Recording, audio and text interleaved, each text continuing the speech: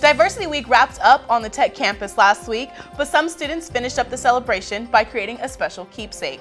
Coming up, MCTV's Madison Bindol has a look at this colorful event.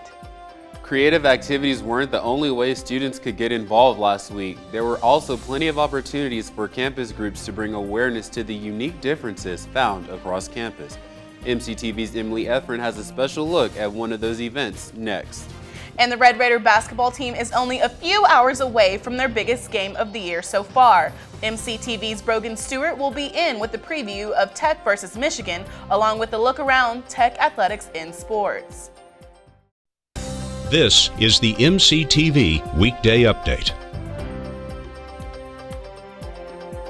Welcome to the Thursday edition of the MCTV Weekday Update. I'm Aundrea Jackson.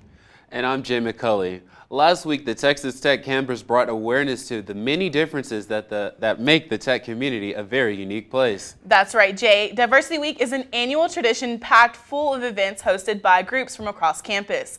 And as MCTV's Madison Bindol shows us, one of those activities gave students a chance to get artistic while celebrating their diversity.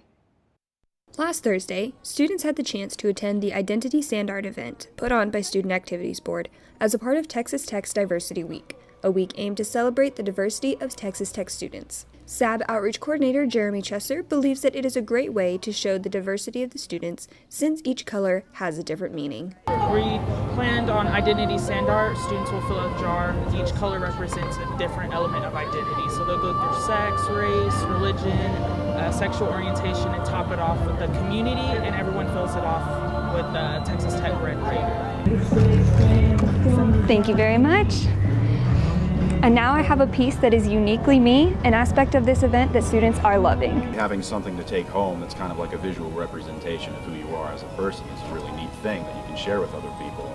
And rather than it just being like, oh, I'm this and I have this kind of, pedigree or history or whatever, you actually have something physical that you can then share. But it's interesting to see how many students come through and how different each jar has been. Each jar is very diverse, so each jar, I haven't seen one that looks the same, so everyone's jar is different. It's unique. Yeah. Another great aspect about the sand art is that the students were given a sheet of paper to write down what colors they chose and what each of those colors meant to them. It's more about how you identify. And it's kind of cool because most people wouldn't think it's just based off how you identify without knowing that the cheat sheet's on here. Most people would think that it's just you put a bunch of colors together. This was one of the last events of Diversity Week, and for many students, it was a great way to wrap up the week showcasing Texas Tech's diverse culture. It's difficult to stand in someone else's shoes, but having a representation of what it might be like might be a little bit easier. For MCTV, I'm Madison Bindol. Last week's Diversity Week schedule included more than just fun activities for the students. The celebration also included multiple discussions and trainings to help faculty, staff, and students be more aware of the diverse community around them. And one of those events pushed students to be an active part of making Texas Tech a better place for everyone. MCTV's Emily Efren has more. Last Tuesday, Texas Tech held a social justice advocacy training in the Lubbock room at the Sub. Students were involved in an activity and learned how to become a social justice warrior. Ben Braddock, the Residence Life Coordinator for Social Justice Education, led the discussion about social justice advocacy with metaphors to Star Wars and Marvel movies. He also discussed ways to handle a negative conversation and how to effectively send messages when the receiver is offended. So the goal of this was for our student leaders to help them become better at actually getting folks to change their behavior or change their mind. How do you get good at the art of social justice, so to speak? According to Penn State's educational equity website, social justice advocacy is the effort someone takes to influence public attitudes and policies to create a more socially just society.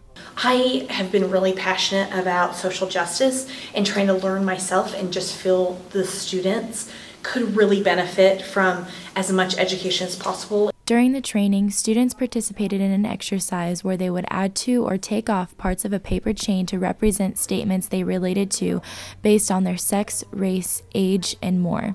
It was just a different take on, social justice and privilege and it kind of takes you back, like, oh, like we should have these conversations, and this is something that we should acknowledge. And I think it's great that like Tech does offer like public speakers, and people should come out and like come see them. For more information, please visit ttu.edu/Center for Campus Life/involvement.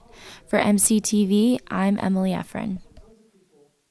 The School of Music is well known for the many concerts and recitals it puts on each semester. But along with traditional music performances, the department hosts one event each year that highlights a popular art form known around the world.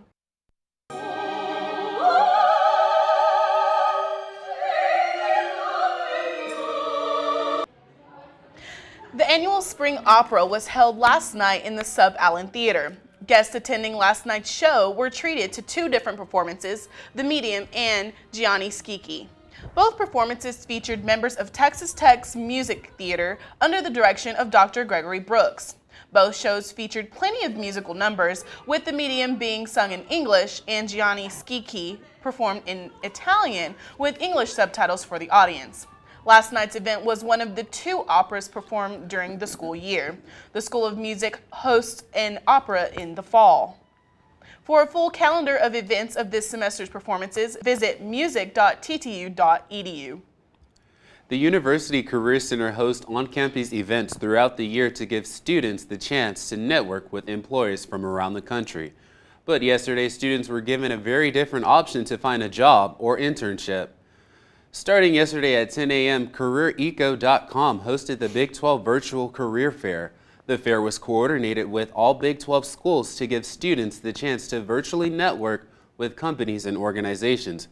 Those seeking a job or internship could log on and participate in group chats with representatives from employers such as Geico, JCPenney, and even the U.S. Secret Service. Participants could also use private chats to communicate directly with representatives. Yesterday's virtual career fair wrapped up at 5 p.m., but there are many other virtual opportunities to find your future job. Just visit CareerEco.com and click on virtual events. After networking with potential employers, some students also had another chance to work towards their future careers during the biannual Etiquette Dinner. The spring edition of the Etiquette Dinner took place last night at the McKenzie Market Alumni Center. During the event, students were placed in a formal dining environment complete with a full place setting and a 4-course meal. During the meal, Brenda Becknell, owner of Robert Spence Modeling Agency, educated the attendees on proper dining etiquette and answered questions from the students. During the meal, students were also taught how to have a business conversation by interacting with those at their table. The Etiquette Dinner is hosted by the University Career Center in the fall and spring semesters. Spring has definitely sprung on the South Plains this week, with warm temperatures and mild conditions sticking around since Monday. That's true, Jay. But after a full week of beautiful weather, can we expect more of the same as we head into the weekend? MCTV's Madison Hartin has a preview of what's ahead in today's forecast. Madison? Thanks, guys. Well, the good news is the warm weather is going to be sticking around here for the next couple days, but I'm sorry to say it won't last. But looking into right now, we can see here from our MCTV tower cam that it is just as beautiful outside as it has been the past couple days. Spring has been treating us nice lately. This morning we did experience a little bit of low-bearing clouds coming through the area, but that has definitely moved out of the way to reveal these nice blue skies that we're seeing right now. For today, our high is going to be around 84 degrees with partially cloudy skies, warm conditions, and a southwesterly wind of 10 to 20 miles per hour. And then for tonight, it isn't going to get that much colder. Our low is going to be only around 54 degrees with partially cloudy skies, cool conditions, and again, that south by southwesterly wind at 10 to 20 miles per hour. Now, the weather I really want to focus on, looking into the future for Saturday, we're going to be experiencing our first cold snap of the spring right now. Well, we can see here that for Saturday, our warm temperatures are only going to get up into about the mid to upper 50s, and really, that's about it. That's the warmest it's going to get here on the South Plains. But our cold temperatures are going to drop way back into freezing again, with our coldest temperatures being around 28 degrees up by Tulia and Friona, Texas. So it's going to be a little bit cold again here on Saturday. But looking for tomorrow, we can see that the warm weather is going to be sticking around one more day with a high of 82 degrees and a low of only 44 and a westerly wind of 10 to 20 miles per hour. But for Saturday, as that cold front comes in, we are going to be experiencing some windy conditions again, with windy conditions with 55 as our high, 31 as our low, so dropping back into freezing again for Lubbock, and a north by northeasterly wind at 20 to 30 miles per hour. But for Sunday, good news that cold weather, even though we're having it, is going to be moving out of the area very quickly for a high temperature of 55 and a low of 33, but the sun will be out again that day, so at least we won't be experiencing any of that cold chill or anything like that. At least we'll have that to keep us a little bit warmer. And spring can be extremely unpredictable here on the South Plains, so by next week we might be back into freezing temperatures again, or we might be having similar conditions to today, or there could be a full-blown tornado. We just have no idea, so stick around. Back to you. Thanks, Madison. The Texas Tech men's basketball team is getting ready for one of their toughest games of this season as they continue their run toward a national championship. MCTV's Brogan Stewart joins us now with a preview of tonight's game. Brogan? Thanks, Aundrea and Jay. Once again, this week has been full of anticipation as we look forward to 8:30 p.m. tonight. That is because for one of the few times in Texas Tech men's basketball history, the Red Raiders have made back-to-back appearances in the Sweet 16 round. This round will see the 3-seed Red Raiders going up against the Michigan Wolverines in Anaheim, California. Tech first opened as a 4.5-point underdog, but has since moved to just a 1-point dog. This game is shaping up to be a coin flip. However, something more important than the game was a surprise sophomore guard Davide Moretti received last night. Moretti was surprised by some of his family after making the trip from Italy to be at the game tonight.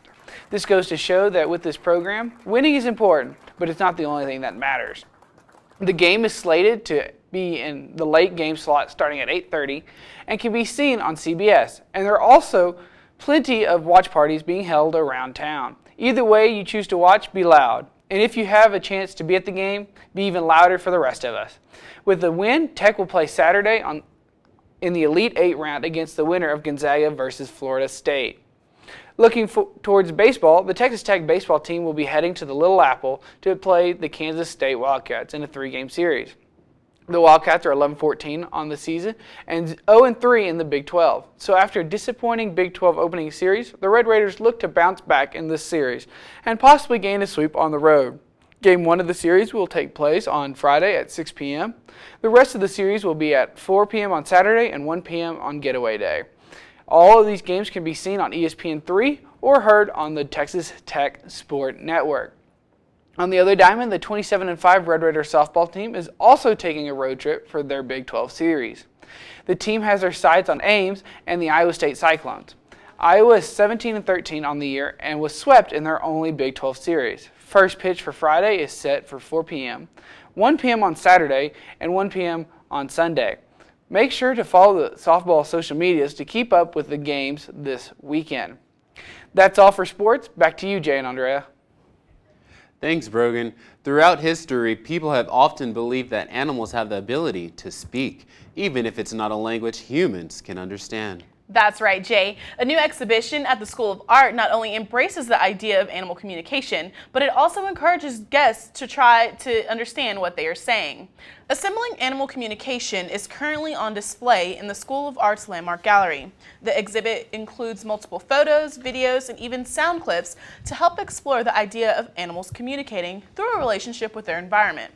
The display features contributions from artists like Catherine Chalmers, Catherine Clover, Darcy D'Angelo, Lee DeGard, and Maria Lux, all created by Dr. Kevin Chua. Chua is an art history professor here at Texas Tech. The exhibition also coincides with an International Animal Language Conference sponsored by the Humanities. Assembling Animal Communication will be on display in the Landmark Gallery from now until April 22nd.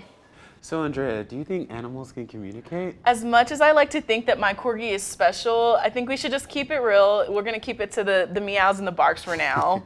Understandably so. Well, that's all for today's edition of the MCTV Weekday Update. Thanks so much for joining us, and be sure to check ttuhub.net every day for more news. We'll see you next week.